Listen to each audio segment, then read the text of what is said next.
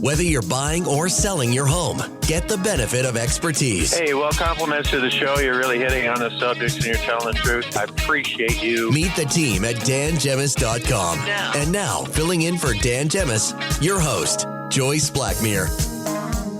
Welcome back to the show, everyone. Thanks so much for tuning in today. With me in studio, I have Kathy Talbot, sales rep with the team. Hello, Kathy. Hello again. And on the line, we have Ron Bondy, mortgage agent from the Super Mortgage team at Dominion Lending. Hi, Ron. How are you? Hello, ladies. How are we doing today? Awesome. So there's been lots of announcements the past couple of weeks with mortgage changes, with rules, with all kinds of stuff. Dan and I talked about some stuff a little bit on the show last week, but we didn't have the fine print. So you're here to enlighten us, aren't you, Ron? Yeah, exactly. I'm going to touch on a couple points, a couple of the key ones, and explain a lot of the things that a lot of people didn't catch in the announcements, let's put it that way. Okay. So the one is, the first-time home buyers headlines, first-time home buyers get 30-year amortization now. A lot of headlines aren't catching that it's only on new builds. So 30-year amortization on new builds, which new builds, we can't build them fast enough. So to make first-time home buyers more affordable for new builds that we can't build enough already, in my opinion, doesn't help much. And let's look at it a couple different ways here. So the average first-time home buyer, their household income is about $100,000. So with that being $100,000, the purchase price that they could buy a house for would be $400,000.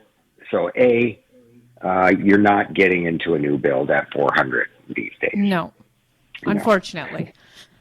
And then secondly, so now the pricing hasn't been set yet, but the rumbling of the pricing. So typically when you get an insured mortgage, you pay 4% insured premium. So you have 1% of equity in your house when you purchase your house with 5% down.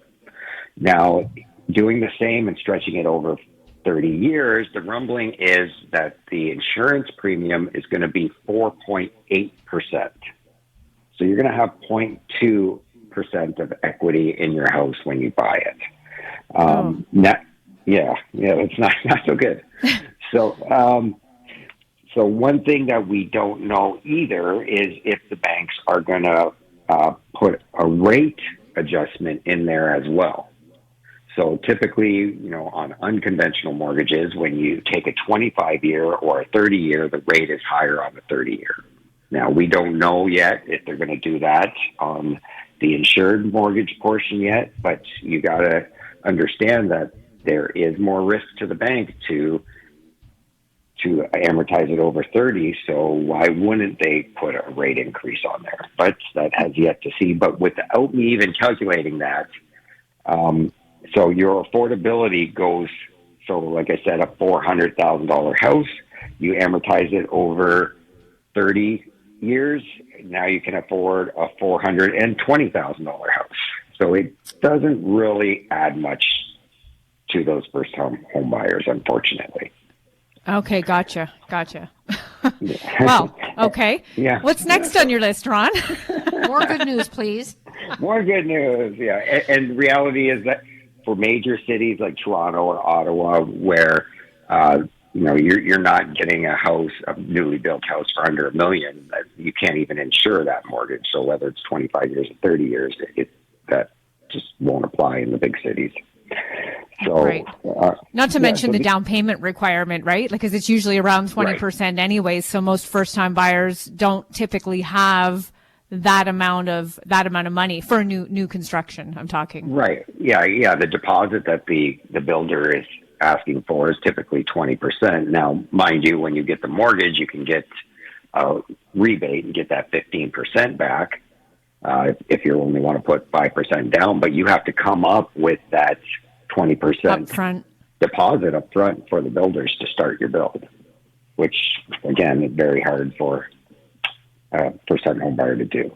Now, the Sure. other good news I have for you guys is so typically the first-time home buyers plan, you're allowed to take out $35,000 out of your RSPs and use it towards the down payment on a house. So $35,000 each person. So if you have two buyers, you could take out 70. So they just increased that from 35 to 60. So if you have two buyers, you could take out 120. So now my good news on that one, if I use the same first-time home buyers that, each are making 50,000, so 100 grand of household income. So on 50,000, your contribution room for an RSP is only 9,000 a year. So with 9,000 a year, in order to put 60K away, that would take 6.6 years. Wow. So you would have to have quite a bit of foresight to stash this amount of money away. Not to mention, on top of the RSPs taking out 60, you have the first-time home buyer savings account, which is another 8 grand. So that is $17,000 a year that you're going to be putting into investments, only making 50,000 a year. Right. Yeah. How's that gonna work?